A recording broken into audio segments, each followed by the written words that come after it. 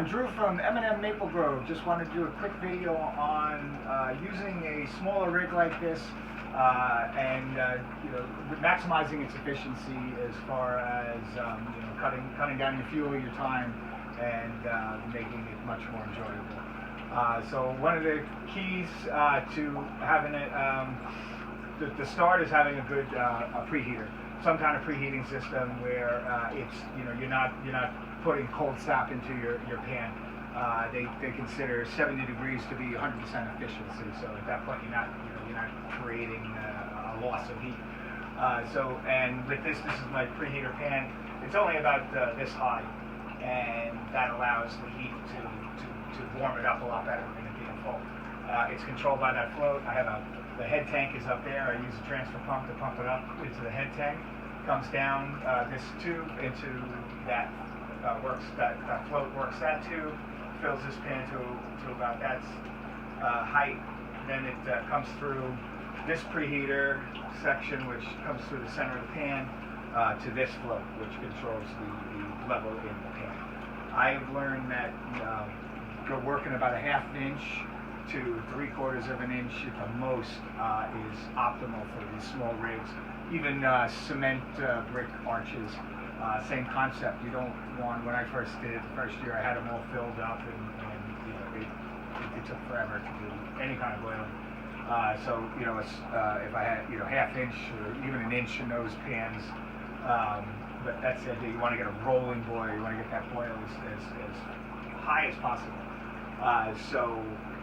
So preheater key, low, your level of your the sap that you're boiling in your pan. You don't want that too high.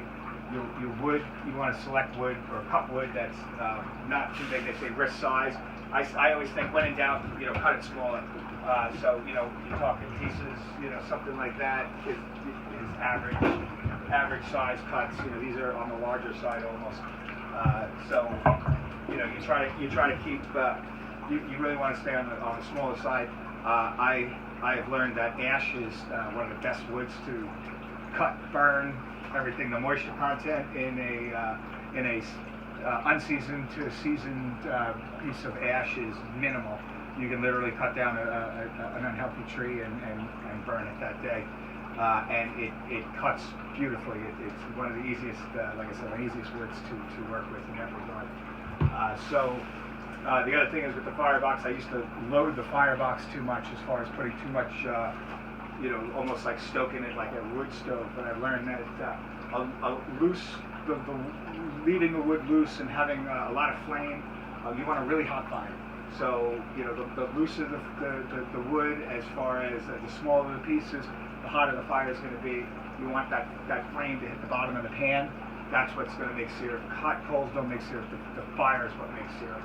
So, and then the other key is some kind of air under fire is what I have. I just have a simple inline fan hooked up to this ductwork and blowing into the ash dump, and that's huge. Having that constant flow of air blowing under there is another huge asset.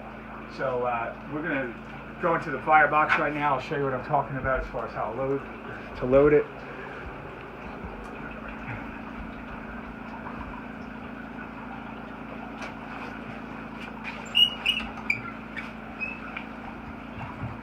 So you just poke it around, loosen it up a little bit, get those flames going, and then just kind of throw a couple pieces in. You don't want to really be blocking the flames from hitting the top of the pan. So you're better off loading it more than waiting in that regard, or just keeping it packed like that and moving the wood around and getting it to burn really hot. And so basically this rig is, like I said, it's a 4-compartment rig. It's a 4-section serpentine pan that they call it, and starts from here, goes down, comes back there, and now this is the drawer off side, and that's the syrup that's drawing off right now. I try to keep a constant stream. I find that to be the best way to run this too. If you have a draw off, the benefit of that to me, it seems to keep the pan separated well as far as the heavier, denser sap towards the where you want it, and less fluctuations as far as when you're drawing off. You're not drawing off a lot and then shutting down and bringing down the syrup in the pan again. This seems to work really well. I tend to I try to pull it before syrup, a little before syrup, and because it's going to be reheated, filtered, and bottled again. So it goes through. That's the other benefit of pulling before it's syrup, is it's going to filter a lot easier on this phase. And then when you go to bottle it, you put it in your canner, and it'll be brought back up to temperature. And at that point, you fine tune it and bottle it, and it works out well. So just to try to give you a little idea of the boil, this is a nice boil.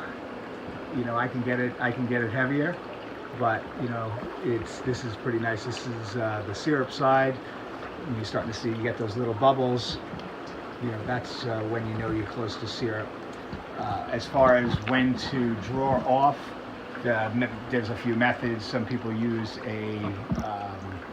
like to use the hydrometer. I find the hydrometer just it's a little bit unnecessary for when you're making when you're drawing syrup off the evaporator. It's too much of a process for me. Another thing you can use is a hydrometer, not a hydrometer, but this is a refractometer, and these are really neat. This is just you just put a dot of the sap of the syrup on this lens, and you look through this, and it tells you what the Brix is. It's little hard to read because it's not a big scale. So typically what I do, the way I know when it's syrup or close to syrup, is old school. The way they used to do it, and just the way it drips off the scoop. You can use a spatula and do it the same way. The idea is you want to really, what I look for is a really long drip. Very long drip is when I pull it. Syrup would be like sheeting off of that piece of metal. That's when you would actually have syrup in the pan. So like I said, I try to pull it before that because it's going to have to be filtered again. It's going through a filter, has to be reheated, filtered again. So you're better off going a little light on that phase. So other than that, that's just a couple of quick pointers I wanted to share with you. And questions, comments, feel free to put those in, and I'll do my best to answer them. All right, thanks again.